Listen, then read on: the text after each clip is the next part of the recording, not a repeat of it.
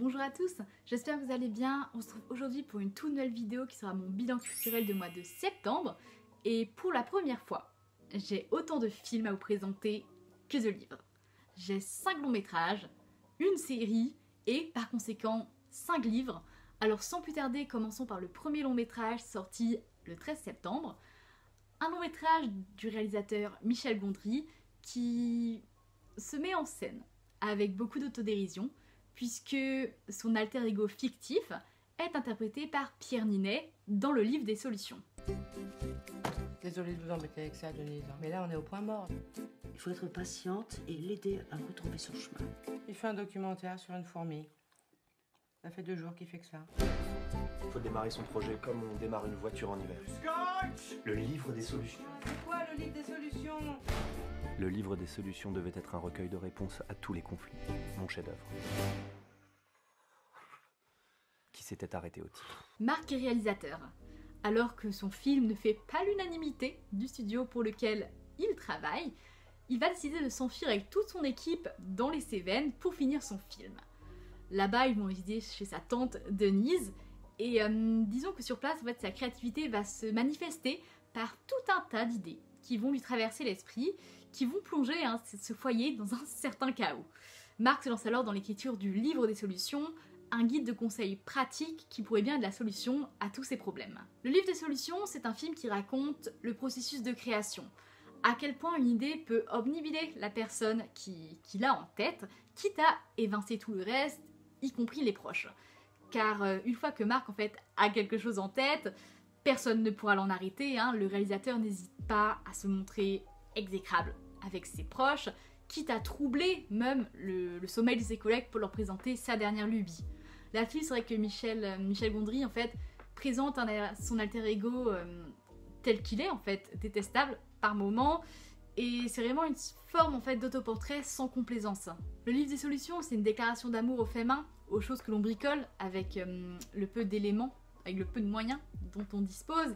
Et là-dessus, c'est vrai que l'environnement aussi dans lequel évolue le personnage s'inscrit un peu dans cette idée, puisqu'ils sont dans cette, vous savez, maison de campagne qui parlera à tout le monde, on a tous déjà fréquenté cette maison, vous savez, où les bols sont dépareillés, où les mouches volent un peu partout dans la pièce, non sans faire une pause parfois sur le visage des comédiens, où flotte l'odeur de la soupe préparée par tante Denise, et c'est un foyer qui vit en fait, un foyer qui parlera à de nombreuses personnes, tout simplement loin des modèles d'exposition qu'on peut voir dans certains longs métrages. On va passer à un second film qui est l'un de mes coups de cœur du mois, sorti également le 13 septembre, un film qui a fait pas mal de bruit mais qui est loin d'être l'apologie de l'inceste qu'avaient laissé présager les réseaux sociaux, bien au contraire. Il s'agit du film de Catherine Brillat, l'été dernier. Théo va venir vivre chez nous. Ça fait un bout de temps que Pierre rêve de se rapprocher de son fils, c'est l'occasion. Bonjour Théo. Qu'est-ce que t'as grandi? Je vais chercher des clopes, tu m'accompagnes? Anne, interprétée par Léa Drucker, est une brillante avocate qui défend les mineurs victimes d'abus et les adolescents en difficulté. Son mari, Pierre, leurs 2 filles et elle vivent en parfaite harmonie dans une belle villa sur les hauteurs de Paris. Lorsque Théo, fils de Pierre, né d'un précédent mariage, emménage avec eux, l'équilibre de la famille se retrouve chamboulé par l'irruption de cet adolescent rebelle, il faut le dire. Un adolescent contestataire qui n'hésite pas à s'opposer aux règles de la maison établies par Anne, sauf qu'il ne faut pas attendre bien longtemps avant que Anne entame une liaison avec cet adolescent de 17 ans, une liaison qui pourrait bien tout détruire sur son passage. L'été dernier est un film qui dérange, assurément. La tentation à laquelle succombent ces 2 personnages a de quoi mettre mal à l'aise, au point de sortir un peu honteusement de la salle à l'idée d'avoir apprécié la séance. Cependant, je disais en amont, le nouveau film de Catherine Brillat n'est pas l'apologie de l'inceste annoncé. Si le long métrage évoque le désir féminin, jamais il ne cherche à minimiser la gravité de la situation. En effet, l'été dernier est une histoire d'abandon, abandon des corps bien sûr, mais aussi abandon de l'âme. Mais étonnamment, la chair n'intéresse pas Catherine Brillat. Jamais les scènes de sexe ne donnent à voir la nudité des corps, puisque Catherine Brillat, elle, préfère filmer l'extase sur les visages en gros plan. De même, les dialogues se composent de plans fixes avec peu de contre-champs pour mieux cerner les expressions changeantes des personnages. Léa Drucker est impressionnante, bouleversante lorsqu'elle s'abandonne au plaisir et impitoyable dans la seconde partie du film, une fois la relation exposée, puisque une fois que Anne est compromise, elle essaye de sauver sa peau, quitte à faire tomber l'adolescent dans la disgrâce. Pour vous résumer sa pensée, c'est l'adulte, et de toute manière, qui pourrait croire les affabulations du gamin d'en face? On va passer à un registre totalement différent, puisqu'on part sur un autre continent, chez les Américains, pour évoquer un film d'horreur sorti également le 13 septembre, La Nonne, la malédiction de Sainte-Lucie, de Michael Chavez. It wants that power back.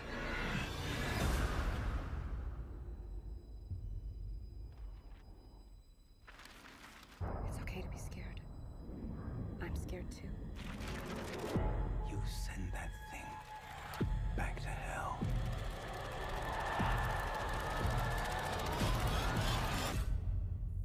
Le film prend place en 1956 dans le sud de la France, où un prêtre vient d'être assassiné. Un mal se propage et il s'agit de Valak, donc entité démoniaque qui prend la forme d'une nonne. Si bien que le Vatican va de nouveau faire appel à Sœur Irène, dont on avait déjà fait connaissance dans le premier opus, qui avait déjà été confrontée à Valak et qui cette fois-ci va de nouveau devoir lui faire face. Valak donc est une entité démoniaque, capable d'adopter des formes différentes pour mieux terrifier ses victimes. Et si dans les précédents films, elle se grime en religieuse afin de se fondre dans le couvent et de mettre à l'épreuve aussi la foi de la pieuse Lorraine Warren, il n'en est plus question dans La Nonne, la malédiction de Sainte-Lucie. Puisque, dans ce film, la créature venue des enfers revêt rarement le capuchon. On va la voir, certes, mais sous d'autres formes. Par exemple, sous la forme d'un fermier français possédé, ou bien d'un bouc enragé. Toujours est-il que, pour un film qui porte le nom de La Nonne, on la voit rarement sous cette forme-là. La Nonne 2, c'est clairement un film à regarder à plusieurs, pour repérer et rire ensemble des nombreux clichés horrifiques. Cependant, malgré une ribambelle d'actions discutables, par exemple, qui s'aventure dans une église abandonnée en pleine nuit, hormis les personnages de films d'horreur, je veux dire, mais le scénario offre aussi quand même des contre-pieds surprenants, à l'image de cette scène de violence envers les nonnes qui sont frappées sans vergogne par un individu bien plus baraqué qu'elles. Allant jusqu'à emprunter des plans à ses prédécesseurs, je plaide coupable, je me suis exclamée dans la salle lorsque j'ai vu ce plan assez iconique de Conjuring employé dans le long métrage. La Nonne, la malédiction de Sainte-Lucie semble aussi se soumettre à la même recette, c'est-à-dire qu'on est sur la traque d'une entité dont on ne voit jamais réellement le visage, aux grandes dames des spectateurs qui, comme moi, sont venus frissonner devant la silhouette longiligne de Bonnie Arons, et il faut attendre la fin du film en fait pour la voir dans son intégralité, éclairée, enfin en quelque sorte, même si la scène se déroule quand même dans un cadre relativement sombre, d'autant que le film s'achève de façon expéditive. La conclusion apparaît comme idyllique, sans donner de nouvelles de son antagoniste, omettant quand même qu'on ne peut pas s'en débarrasser aussi facilement que ce que le film laisse penser. Reste la scène post-générique, qui laisse présager un nouvel opus en présence de notre couple de chasseurs de fantômes préférés, sur lequel la franchise va capitaliser, bien entendu. Retournons à un cinéma bien plus indépendant, puisqu'on part en Finlande avec le nouveau film d'Aki Kaurismäki, sorti le 20 septembre. On va parler d'une histoire d'amour entre deux prolétaires, les feuilles mortes. Masentaa. Minkä? Kun juon niin paljon. Miksi sitten juot? Kun masentaa.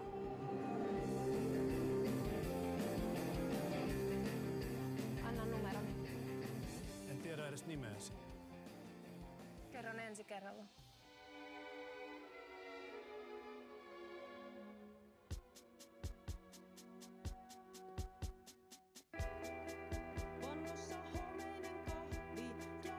Deux personnes solitaires se rencontrent par hasard à Helsinki et chacun tente de trouver en l'autre son premier, unique et dernier amour. Mais la vie a tendance à mettre des obstacles sur la route de ceux qui cherchent le bonheur. Les feuilles mortes ravivent la magie d'un cinéma d'antan où le hasard agit en maître sur les situations. Hasard bien heureux lorsque ces deux âmes se croisent au pied d'un pub, offrant une nouvelle occasion de dialoguer, mais aussi infortuné en fait quand une rencontre est manquée à quelques minutes d'intervalle, ou bien qu'un papier important sur lequel est griffonné un numéro de téléphone tombe malencontreusement dans le caniveau. Dans la même idée, le grain de l'image n'est pas sans rappeler les longs métrages du siècle passé, tout comme les nombreuses références à des œuvres cultes. Nos personnages sont noyés dans leur quotidien mélancolique, Pour autant, cela n'empêche pas ces deux prolétaires, donc lui qui est employé sur des chantiers et elle qui travaille dans un supermarché, cela ne les empêche pas d'accepter de laisser dans ce quotidien une place à l'amour. Ce sont des personnages qui sont maladroits dans leurs gestes, mais aussi dans leurs mots, et la pudeur de ces débuts chaotiques en fait se manifeste par un léger sourire ou bien par un regard lumineux. Disons que pour exprimer leurs sentiments, ils sont assez avares. L'éclosion des sentiments, elle, est sublimée par une bande originale aux accents féeriques. Vous l'avez vu dans l'extrait de la bande-annonce, hein.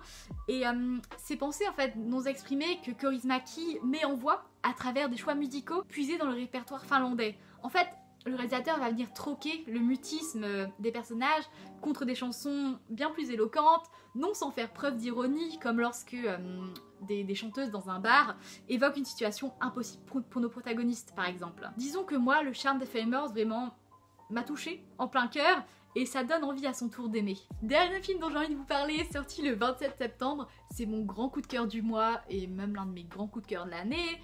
Un film qui s'intéresse à une grande figure du siècle dernier, à l'un des plus grands procès du siècle dernier tout simplement. Il s'agit du procès de Pierre Goldman, donc présenté dans le film Le procès Goldman de Cédric Kahn. Pourquoi ce procès nous fascine tant? Pourquoi il est impossible d'en détourner les yeux? Vous êtes qui pour parler de mes parents de cette façon? Vous avez fait quoi dans votre vie, vous? Mes parents sont des gens exemplaires et courageux, c'est des héros. Comment décririez-vous l'homme que vous avez vu ce jour-là? Tournez-vous un peu vers le mur. Pierre Goldman, sous-entendez-vous que la police de ce pays est raciste? Ah, non seulement je le sous-entends, mais je l'affirme. Eh bien, faites une honte! Maîtrisez vos humeurs, résistez à vos bons mots. Je vous rappelle que les charges qui pèsent contre vous sont extrêmement lourdes et que vous risquez votre tête. Le film prend place en 1975, où débute le deuxième procès de Pierre Goldman, militant d'extrême gauche, qui a été condamné en première instance à la réclusion criminelle pour 4 braquages à main armée, dont l'un d'eux a entraîné la mort de 2 pharmaciennes. Si Pierre Goldman admet volontiers les crimes qu'il a pu commettre, il réfute ce dernier et clame son innocence en fait. Cet homme devient très rapidement l'icône de la gauche intellectuelle, et nous suivons donc son procès tout au long du film, porté notamment par George Kejman, son jeune avocat qui assure sa défense. Néanmoins, leurs rapports se tendent au fur et à mesure, d'autant que Pierre Goldman, de par ses interruptions tout au long du procès, rend l'issue incertaine. Un homme insaisissable se rêvant en héros de la résistance à l'image de son père durant l'occupation. S'il admet volontiers ses crimes passés, Goldman, incarné par le fascinant Harry Werthalter, s'offusque de se voir qualifié de meurtrier. Voler, oui. Tuer, non. Il le dit, je suis innocent parce que je suis un innocent, il le clame à maintes reprises. Mais face à lui, des institutions pressées de désigner un coupable, dont l'antisémitisme imprègne les décisions, voire les méthodes. Alors avec un titre sans équivoque, le procès Goldman suit le jugement de bout en bout, en occupant l'intégralité du récit.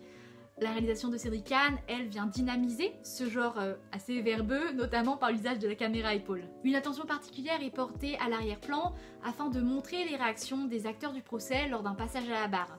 Si le focus est parfois fait sur les personnages en retrait, pour mieux insister sur les sentiments, il arrive aussi que l'on voit un tel gesticuler derrière, dans le flou vous savez. À l'instar de cette séquence où Pierre Goldman est affalé sur la barrière de son box, pointant sévèrement du doigt celui qui parle, tandis que ses avocats tentent tant bien que mal de le calmer.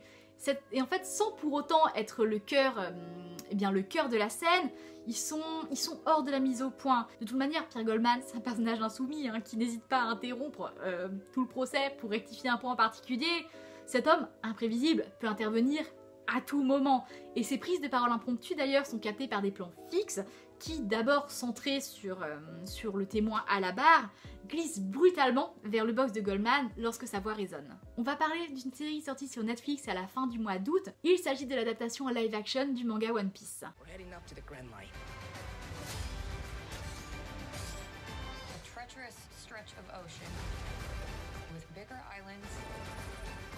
Pirates. Careful with that. I don't work for you. I'm sensing a little bit of tension amongst the crew. Not a crew. One Piece prend place dans un univers où la piraterie règne en maître. Notre personnage principal étant Luffy, un garçon doté de pouvoirs qui le rendent élastique, qui va rassembler un équipage afin de partir à la conquête d'un mystérieux trésor, le One Piece. Celui qui s'en empara deviendra le roi des pirates, rêve ultime de Luffy. Le pari était extrêmement risqué. C'est le support de tous les possibles, où les idées les plus folles peuvent voir le jour en fait sous la mine d'un crayon tout simplement. Et One Piece, avec un style parfois cartoonesque dans ses débuts, je pense au corps de Luffy qui s'étire, ça laissait craindre quand même de mauvais effets visuels. Pour superviser l'ensemble, il y avait Eiichiro Oda, le créateur de One Piece, qui était là pour s'assurer que l'adaptation en prise de vue réelle était bien conforme à ce que lui pouvait imaginer. En fait, on a tendance à oublier qu'un live action, ce n'est pas fait pour représenter case par case ce qui peut se passer dans le manga, donc aussi bien au niveau de la réalisation, en fait, au niveau de la manière de filmer les scènes, mais aussi au niveau des décors, des personnages, etc. Il s'agit d'adapter au réel ce qu'on peut voir dans le manga. C'est imaginer ce que pourrait être une œuvre si elle était adaptée dans notre réalité, dans notre monde. Et je prends l'exemple du personnage de Zeph, le chef cuisinier. Évidemment que sa moustache qui est levée dans le manga, ici elle est tombante parce que en réalité les moustaches ne défient pas la loi de la gravité dans notre monde. On sent aussi toute l'implication des acteurs qui tiennent vraiment à donner vie et à représenter au mieux ces personnages qui existent depuis une trentaine d'années. Je veux quand même revenir sur un choix en particulier, c'est le personnage de Kobe. Moi j'adore ce personnage et pas uniquement pour son glow-up dans le manga, quoique, mais c'est un personnage que j'aime énormément, donc un garçon qui était prisonnier, captif d'un équipage de pirates, qui va être libéré par Luffy et qui va réaliser son plus grand rêve, intégrer la marine. Au fil du manga, il va grimper les échelons. Il va avoir aussi cette relation assez étrange entre ces deux personnages, parce que d'un côté, Luffy, c'est le garçon qui a sauvé Kobe, qui lui a rendu sa liberté, mais de l'autre, Kobe, lui, est supposé partir à la recherche de Luffy pour l'arrêter. Donc moi, c'est une relation que j'aime beaucoup entre ces deux personnages. Kobe fait partie de ces personnages à l'apparence androgyne, du moins dans ses débuts. Il est d'ailleurs doublé par une femme dans l'animé, et je dois dire être particulièrement ravie du casting de Kobe, puisqu'il est interprété par un acteur transgenre, Morgan Davis. Et toujours en lien avec Kobe, transition parfaite, je suis très heureuse de la place accordée dans le live action à la marine, puisque ils étaient comme moins importants dans le manga. Là on les voit vraiment sur la trace de Luffy et ça permet de mettre évidemment en avant Kobe, mais aussi de renforcer en fait la traque autour de lui, voilà, de voir vraiment la menace de la marine en fait qui plane au-dessus de Luffy et son équipage. On va terminer cette vidéo par les 5 livres que j'ai à vous présenter, rien que ça. Le premier étant surtout célèbre pour son adaptation au cinéma, un film qui est le dernier de Stanley Kubrick, sorti à titre posthume. Il s'agit de Eyes Wide Shut. Un livre dans lequel on suit un jeune médecin, jaloux de l'attirance de son épouse pour un autre homme. Ce jeune médecin donc voit s'écrouler en fait ses certitudes suite à après avoir appris en fait cette nouvelle. Finalement, que sait-il des désirs secrets de sa femme et lui-même connaît-il vraiment ses pulsions intimes? Ce jeune homme va donc se lancer dans une étrange vie nocturne pour trouver la réponse à ces différentes questions. C'est une édition un peu spéciale puisqu'on y retrouve la nouvelle Rien qu'un rêve d'Arthur Schnitzer qui est à l'origine de tout, suivi du scénario du film écrit par Stanley Kubrick donc et aussi par Frédéric Raphael. Alors moi ma découverte de Eyes Wide Shut, elle s'est donc faite en 3 temps, la nouvelle, puis j'ai lu le scénario pour voir un peu ce que Stanley Kubrick avait pu apporter, et puis j'ai terminé par le film. J'ai beaucoup aimé mettre les deux en parallèle parce que ça montre vraiment le brio de Stanley Kubrick au niveau de l'écriture qui vient étoffer ce récit d'une centaine de pages, quand même, c'est une nouvelle, en un film de 2h40. Alors, j'ai pu noter quand même pas mal de différences entre les deux, notamment le fait que le livre se passe en 1930 à Vienne, on y suit un couple donc, qui s'appelle Florestan et Albertine, tandis que chez Kubrick, tout est américanisé, c'est-à-dire que le cadre se passe dans le New York contemporain et nos personnages qui se prénomment Bill et Alice. Eyes Wide Shut traite surtout de la thématique du rêve. Sont-ils révélateurs? Est-ce que coucher avec quelqu'un en rêve signifie tromper, oui ou non? Est-ce que se comporter d'une certaine façon en rêve signifie-t-il que l'on ferait pareil aussi en réalité? Quid des sentiments ressentis dans le rêve? Est-ce qu'ils persistent une fois réveillés? Ici, Albertine déclare avoir trompé allègrement son mari en rêve. Et en tout cas, David Florestan, c'en est déjà trop.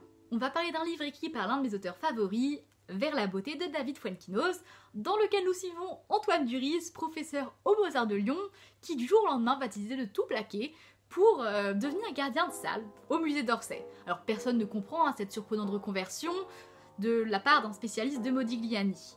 Qu'a-t-il vécu pour fuir ainsi? Mathilde, la DRH du musée, est bien décidé à percer son secret. Vers la beauté est une histoire croisée puisqu'on y suit le portrait de deux âmes qui vont trouver refuge dans l'art. C'est un livre que j'ai lu en 3 jours. Pourtant Fuenquinos ne cherche pas à cultiver le mystère autour de son histoire, seulement les personnages en fait vont se dévoiler au fil du récit et c'est le lecteur qui, sans effort particulier de la part de l'écrivain, ne veut plus lâcher le livre car il souhaite éclaircir les zones d'ombre. Ce que j'aime chez Fuenquinos, c'est vraiment la banalité de ces personnages, le fait que leur quotidien, souvent empreint de tristesse, va s'éclaircir grâce à une rencontre, un événement ou bien un choix. Toujours est-il que dans ses œuvres, il raconte le chagrin qui imprègne le quotidien, sans pour autant être immuable, puisqu'on voit bien qu'une issue est possible, et en cela, ces récits sont lumineux et remplis d'espoir. Vers la beauté, c'est une réflexion sur l'autre, sur celui qu'on côtoie au quotidien, que ce soit les collègues de travail, les camarades de classe, sans savoir réellement qui ils sont en fait, et que telle réaction qu'une personne peut avoir n'est pas forcément due à votre comportement, mais peut puiser sa source dans un problème personnel. Finalement, on ne sait jamais ce qui se passe réellement dans la vie des gens. On va parler d'un livre qui pour le coup m'a pas mal déçu, puisque j'ai trouvé que le récit tournait pas mal en boucle, tant au niveau de l'histoire qu'au niveau du développement de ses personnages. Il s'agit du Fleuve Sacré de Shusaku Endo, dans lequel on suit des touristes japonais qui sont partis faire un voyage organisé en Inde. Alors, toutes ces personnes, cherchent là-bas la paix, la régénération de l'âme et du cœur. En tout cas, chacun en a besoin. Et donc on suit ces différents personnages, notamment Isobe, dont la femme, avant de mourir d'un cancer, lui a fait jurer de la retrouver dans sa prochaine réincarnation. On suit Mitsuko, qui elle veut à tout prix revoir l'étudiant devenu prêtre qu'elle a séduit puis laissé tomber alors qu'elle était étudiante. Et on suit également Kiguchi, qui reste obsédé par ce qu'il a dû faire pendant la guerre en Birmanie. Vous l'avez peut-être compris, c'est donc un récit qui repose sur le principe de convergence narrative. C'est lorsque, vous savez, la première moitié de l'histoire va nous présenter les personnages, un à un, ils sont introduits avec les différents enjeux qui tournent autour. Ils n'ont rien en commun, si ce n'est qu'ils sont tous japonais et qu'ils ont côtoyé à un moment ou un autre de leur vie le milieu hospitalier de très près, soit en étant bénévole là-bas, soit en ayant eu un proche malade, soit en ayant eux-mêmes passé un séjour à l'hôpital. Puis dans la seconde moitié du livre, eh bien, ils vont tous se retrouver lors d'un voyage organisé en Inde. Néanmoins, cette seconde partie, je la trouve particulièrement répétitive, puisqu'on va venir nous réexpliquer maintes et maintes fois l'état d'esprit du personnage, qui n'a pas évolué depuis qu'on l'a vu la dernière fois il y a une 20aine de pages. Et puis de toute manière, vous n'avez pas compris que les Indiens croyaient en la réincarnation? Et ben c'est pas grave, parce qu'on va vous le répéter à chaque fois qu'un personnage mène une introspection sur sa place dans le monde. Et c'est vrai qu'en tant que lecteur, ces 330 pages sont assez longues à terminer, parce que j'ai vraiment le sentiment que ça n'évoluait pas sur la fin. On va terminer cette vidéo par deux mangas d'un mangaka qui est ma plus belle découverte culturelle de l'année.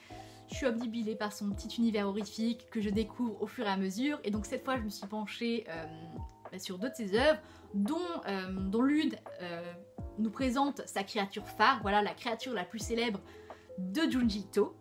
Il s'agit de Tomie, publié aux éditions Mangetsu.